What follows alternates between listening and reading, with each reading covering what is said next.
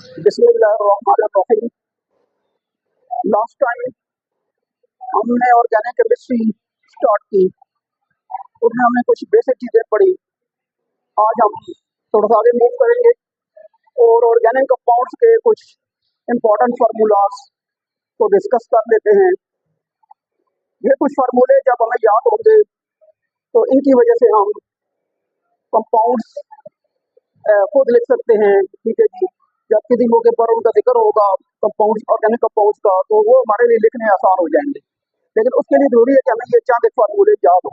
ठीक है जी, तो ऑर्गेनिक कंपाउंड के अंदर हमारा जो सबसे इम्पोर्टेंट और जो पहला ये फार्मूला आता है, ये हम मीथेन को लेते हैं। मीथेन ये आप पहले भी पढ़ चुके हैं।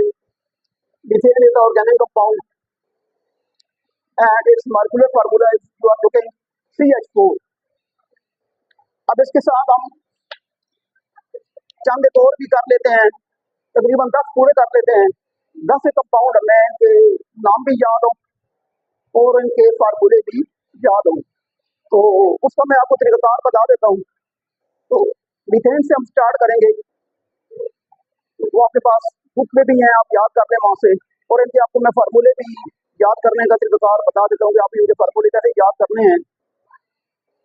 तो कंपाउंड को याद करने का तरीक़ाकार एक तरतीब से है कि आपने एक तरतीब से इनको करना है, इसमें आपको आसानी होगी इनके फार्मूले लिखने में और इनको याद रखने में। ठीक है, तो first of all methane, ethane, propane, butane, pentane, hexane, heptane, octane, नोनेन और डीकेन। ये मैंने तकरीबन 10 कंपाउंड्स आपके सामने गिने हैं, तो इनके नाम भी और इनके फार्मूले भी आपको याद होने चाहिए। ठीक है, तो चूंकि पहला जो है वो मीथेन है, तो याद रख लें जो पहला मीथेन है नंबर 1, इसमें कार्बन 1 होता है, कार्बन 1 होता है। नंबर 1 मीथेन, कार्बन 1 होगा। अब हाइड्रोजन कितने होंगे? आप 1 को 2 से मल्टीप्लाई करें और 2 ऐड कर दें, कितना बन गया? 4। ये आपके हाइड्रोजन बन जाएंगे। ठीक है, लेट्स आगे हमारा जो सेकंड कंपाउंड है वो इथेन है। ये सेकंड नंबर पर आ रहा है, कार्बन 2 हो जाएगा। और हाइड्रोजन कितने होंगे जी? 2 को आप 2 से मल्टीप्लाई करेंगे और 2 ऐड करेंगे, कितने हो गए जी? 2 2 आर 4 प्लस 2 6। तो कितना आ जाएगा जी? H6। क्लियर होगी?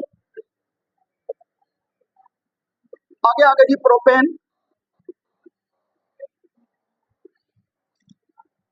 थर्ड नंबर पर है, कार्बन 3 हो गया। 3 मल्टीप्लाई बाय 2 प्लस 2 6 और 6 और 2 8। तो हाइड्रोजन कितने हो गए? इस तरीके से आपने जो बाकी भी जो कंपाउंड्स हैं उनके आपको नाम याद होने चाहिए, आप उनके फार्मूले इस तरह लिख सकते हैं। तो एट अ टाइम आपको उनके नाम भी याद होंगे और उनके फार्मूले भी। तो this is a simple method. तो ये आपको याद होंगे तो इस बेस पे आप आगे फिर मुख्तलिफ जगह पे जब आप मुख्तलिफ चीजें पढ़ेंगे तो आप इनकी मदद से आप अच्छी अच्छी एग्जाम्पलें दे सकते हैं। क्लियर? Any question?